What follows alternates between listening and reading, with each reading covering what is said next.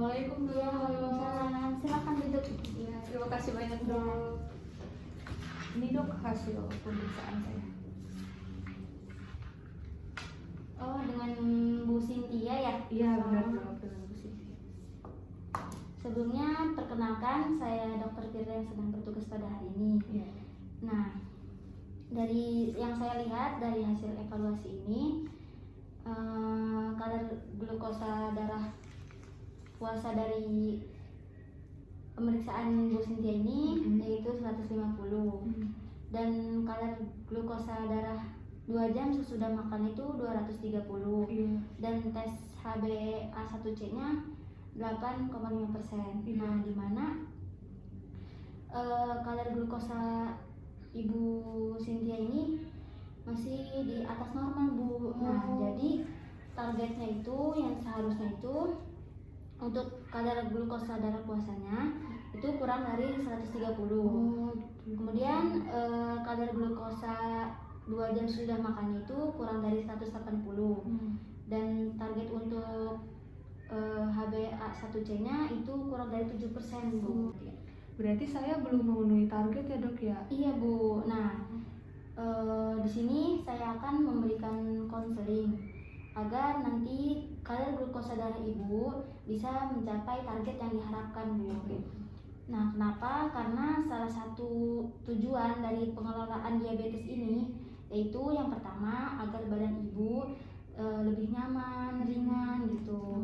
Nah, yang kedua agar kadar glukosa darahnya itu bisa mencapai target yang diharapkan.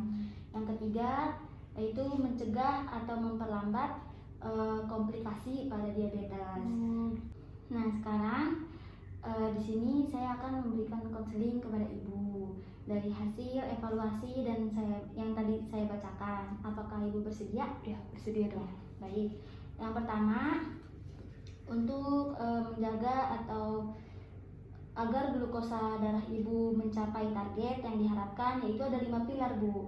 Yang pertama itu edukasi. Nah, sebelumnya saya pengen nanya nih Bu, Ibu sering nonton YouTube tentang edukasi diabetes atau sering ikut webinar, seminar gitu, pernah nggak? Jarang banget tuh, nggak pernah malah.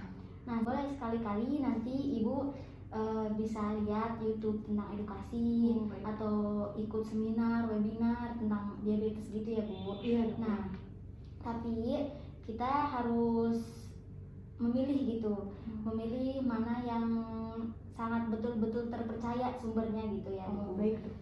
Nah, selanjutnya edukasi di sini itu tentang pengetahuan mengenai diabetes. Sebelumnya Ibu tahu apa itu diabetes? Diabetes itu kalau nggak salah saya ya dok ya, kadar gula darah di tubuh kita tuh tinggi ya dok ya? Nah, ya betul sekali Bu. Jadi diabetes itu suatu kondisi di mana kadar glukosa darah itu tinggi atau di atas normal Bu. Nah, itu bisa disebabkan karena beberapa faktor. Yang pertama karena faktor obat yang Ibu minum. Yang kedua ada faktor pola makan yang tidak teratur. Yang ketiga ada faktor olahraga dan juga ada orang-orang yang gemuk pun itu bisa berisiko terkena diabetes Bu. Seperti itu ya. Iya Bu. Nah, jadi beda nih ya Bu antara orang yang terkena diabetes dan yang tidak. Itu kalau yang terkena diabetes itu organ-organnya itu dalam tubuhnya itu fungsinya sudah menurun atau sudah berhenti gitu. Nah, jadi agar glukosa darahnya itu bisa mencapai target, jadi kita tuh harus menerapkan pola kehidupan yang sehat Bu. Seperti itu ya. Nah, untuk yang 5 pilar, yang keduanya itu yaitu mengatur pola makan Ibu. Iya dok. Nah, sebelumnya gimana nih pola makan Ibu sehari-harinya? Rutin sih dok, aman. Rutin. Makannya sering? Waduh, saya dikit-dikit tuh makannya. Oh, makannya dikit. Kenapa itu? Takut gula darahnya naik dok. Oh, gitu. Kalau cemilannya bagaimana? Waduh, sering dok kalau cemilan. Oh, cemilan sering. Makannya dikit tapi cemilannya sering Iya, ya? bener banget. Kalau biasanya cemilannya itu apa? Yang itu sih cemilan kering gitu ya dok ya, sama makanan manis gitu dikit-dikit. Oh, yang manis-manis. Nah, padahal yang dimaksud untuk mengatur pola makan itu kita tuh tetap makan seperti biasa, tapi untuk snacknya itu kita harus memilih dan mentakar gitu. Jadi untuk mengatur pola makan itu prinsipnya itu ada tiga J. Yang pertama jenis, yang kedua jumlah, yang ketiga jadwal. Nah untuk yang pertama jenisnya itu pada penyandang diabetes yang betul-betul harus dihindari yaitu gula. Nah itu gula, termasuk produksi makanan atau minuman yang mengandung gula, misal seperti martabak manis, teh manis. Itu nggak bisa ya, Iya. Dok, ya? Atau kayak dijarangin gitu ya, Dok? Ya? soft drink itu tuh, teh botol. Nah kemudian selain dari gula itu ada jeroan. Iya. Juga boleh juga. Iya itu nggak boleh karena jeroan itu mengandung banyak lemak jenuh. Iya. Jadi itu gula dan jeroan itu harus dihindari. Iya, baik, Dok. Nah, apa sih makanan yang dimakan untuk pengidap diabetes? Semuanya boleh asal tidak mengandung gula dan jeroan. Nah, kan semuanya boleh dimakan, tapi ada syaratnya. Apa tuh, Dok? Nah, syaratnya yaitu jumlah. Misal nih, ibu boleh makan rambutan gitu, tapi ibu nggak mentakar atau menjumlahnya gitu. Ibu boleh makan rambutan, ibu tapi makannya sekarung gitu ya. Itu kan sama aja kan ya. Nah jadi untuk jumlah ini, misal ibu boleh makan buah mangga, misal boleh hanya setengah dari buah yang besar gitu. Rambutan boleh 10 biji gitu. Nah untuk yang prinsip yang ketiga dari pola makan itu ada jadwal. Nah untuk jadwalnya ibu tetap makan sehari 3 kali, ya kan ibu? Iya. Nah makan pagi, makan siang, dan makan malam. Nah kalau pagi itu dari jam 7 sampai jam 8. Iya. Kalau siang biasanya jam 12.30, kalau malam biasanya jam 19 atau jam 7 malam. Iya. Nah di antara waktu-waktu makan itu ibu boleh makan snack. Boleh ya. Snack, tapi snacknya kalau bisa yang buah-buahan ya. Iya, baik, Dok. Jadi buah-buahan itu banyak mengandung vitamin, mengandung mineral, jadi itu yang lebih bagus gitu ya. Baik. Nah untuk makan siang porsinya itu harus lebih banyak dari makan malam dan makan pagi. Jadi misal ibu tahu air gelas mineral itu? Iya. Itu. Jadi nasi, untuk nasinya ibu boleh mentakar dengan itu, dengan gelas air mineral itu. Jadi untuk pagi itu 1 gelas. Nah kalau siang boleh dilebihin 1,5 gelas atau 1/4 gelas gitu. Baik, Dok. Ya kalau malam kurang dari 1 gelas itu sebaiknya gitu. Iya, baik, Dok. Karena kalau siang kan ibu aktivitasnya lebih banyak gitu ya. Jadi nah untuk biasanya untuk jumlah kalorinya itu mengikuti kebutuhan energi dan kebutuhan kalori, yaitu 55%-nya itu karbohidrat.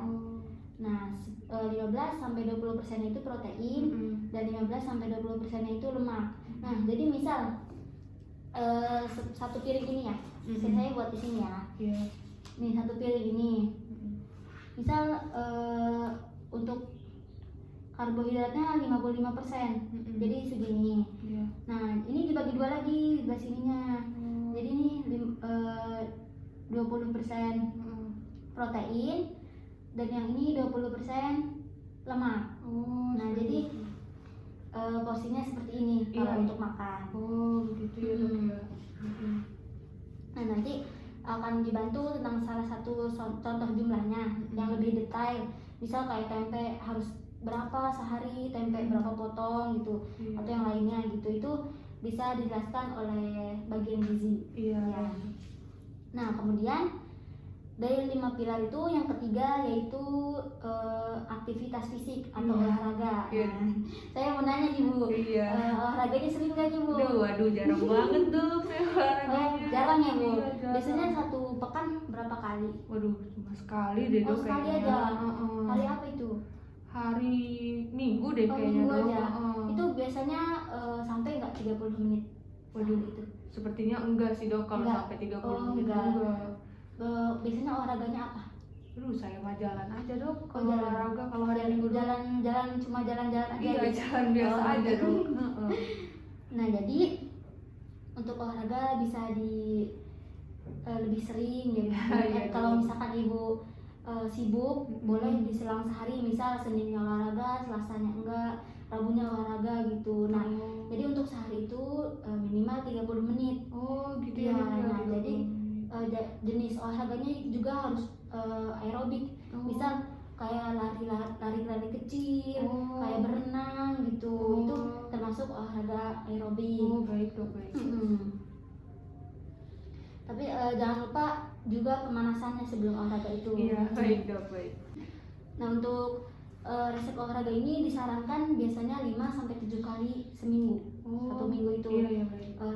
Satu hari bisa 30 menit. Oh, Ya itu. Jadi untuk olahraga ini juga ada targetnya Bu, target nadi. Nah, untuk olahraga yang ringan sampai yang sedang itu sekitar 60-70% Bu. Nah, jadi untuk menghitungnya 220 dikurang umur ibu. Umur ibu kan 65 ya. Iya, Nah, betul. jadi hasilnya 155. Nah, dikali 70% tadi. Oh. Jadi hasilnya 105,5. Nah, jadi baik dok. ibu setiap olahraga jadi target nadinya tuh 108 itu. Oh, Jadi baik dok. kalau habis olahraga ibu cek lagi nadinya berapa. Ibu udah tahu belum cara cek nadinya gimana? Gimana ya dok? Saya tahu di sebelah sini tapi nggak tahu sebelah Ya, mana. di sekitar di arah jempol ini ya, di sini nih. Coba ibu pegang. Megangnya pakai jari ini ya, Oh. dari telunjuk sama ini. Jangan jari jempol ya. Oh iya baik. Ya, gini. Ada nggak? Oh iya benar Ya, ada ada dok. ya. Jadi Heeh. itu dihitungnya 1 menit Oh 1 Iya. menit ya. Baik dok. habis olahraga. Oh, baik. Targetnya yang tadi sudah saya sebutkan. Iya baik dok. Ya. Selanjutnya untuk dari 5 pilar tadi, yang keempat yaitu obat-obatan. Udah sering belum nih? Udah teratur belum nih minum obatnya? Sepertinya teratur ya dok ya. Teratur. Ada yang belum nggak? Aduh, ada sih dok. Ada. kadang-kadang Biasanya mah. seminggu berapa hari tuh? Sekali lah dok ya, sekali dua Sekali 2 kali. Jadi ini ya Bu ya. Untuk obat ibu kan di sini ada metformin ya, 500 mg 3 kali sehari. Nah, obat metformin ini dia kerjanya hanya 8 jam Bu. Iya, jadi kalau misal ibu nggak minum obat setelah 8 jam itu, nanti kadar glukosa ibu tuh tidak terkontrol. Jadi bisa naik lagi gitu. Oh alah. Jadi ibu harus teratur minum obat ya Bu. Iya iya baik Ya. dok. Ibu suka ngecek gula darah nggak? Waduh, saya gak pernah. Oh, Dok. nggak pernah. Paling ngecek gula darahnya pas kemarin pas mau kesini aja. Dok. Oh gitu. Kalau alatnya udah punya? Waduh belum Oh dok. belum juga. Belum. Boleh nih. Nanti kalau misalkan ibu keberatan buat beli di apotek nanti, ibu boleh ngecek di puskesmas. Kadang ada yang gratis. Oh Iya boleh. baik, dok. Pokoknya puskesmas atau klinik terdekat gitu ya. Iya baik dok, baik. Jadi cek gula untuk ngecek gula darah ini untuk tahu target yang diharapkan ini gitu. Iya baik dok, baik. Untuk ceknya boleh pagi, siang, sore atau sebelum tidur. Nah kalau pagi biasanya sebelum 2 jam sebelum makan. Oh Ya gitu. baik dok, baik. Nah untuk sekarang obatnya itu tidak saya lakukan perubahan dosis, tetap di sini aja ya. Jadi kebiasaan hidup sehatnya itu harus diterapkan. Iya baik dok. Nah untuk yang terakhir, ibu tahu nggak kenapa gula darah ibu harus turun? Kurang tahu dok. Nah kalau kadar glukosa itu kenapa harus mencapai target? Karena diabetes itu mudah sekali berisiko terkena komplikasi diabetes. Nah itu komplikasi diabetes itu bisa mengenai pembuluh darah kecil dan pembuluh darah besar. Iya. Nah kalau dari pembuluh darah kecil biasanya ada gangguan dari mata, penglihatannya kabur, biasanya ada gagal ginjal, ada pendengarannya itu kurang. Nah kalau dari pembuluh darah besar itu bisa terjadi stroke, serangan jantung, kakinya itu bisa menghitam gitu Bu. Baik dok. Jadi penting untuk ibu melakukan kebiasaan hidup sehat ya Bu. Baik dok. Nah, biasanya yang mengkonsumsi obat gula itu kadang terjadi glukosa darahnya itu di bawah normal Bu. Jadi seharusnya targetnya itu tadi kurang dari 130, tapi dia malah lebih kurang dari itu. Ya, jadi itu disebut dengan hipoglikemia. Nah, jadi timbul keluhannya itu seperti lemas, gemetar, keringat dingin, berdebar-debar. Nah, itu biasanya sering terjadi pada hipoglikemia. Baik dok. Nah, kalau timbul gejala seperti itu, ibu bisa nih, misal kalau tidak terlalu sering atau tidak terlalu ini, ibu bisa makan kue-kuehan. Atau kalau ibu tidak kuat, udah nggak kuat, ibu boleh yang minum manis-manis, seperti teh manis, teh botol boleh. Baik. Ya, kalau keluhannya semakin parah atau lama-lama udah lama tapi belum sembuh-sembuh, ibu bisa kontrol ke dokter. Baik dok. Ya. Sudah paham kan ya? Iya, Ya. paham dok, paham banget, udah banyak banget ya dok ya udah jelasin, makasih Ya. banyak dok. Ada yang mau ditanyakan? Sejauh ini belum sih dok ya, kalau saya mungkin saya tanyakan mungkin saya bisa lewat ini ya dok ya. Baik dok. Baik, semoga kadar glukosa darah ibu cepat teratur Ya, ya, amin, tetap baik. cepat mencapai target yang diharapkan. Amin, terima Semoga kasih ibu banyak, sehat-sehat Dok. terus Iya, ya. amin, terima kasih banyak dok. Ya, terima kasih ya Bu. Iya, Ya. terima kasih banyak juga dok. Assalamualaikum dok. Waalaikumsalam.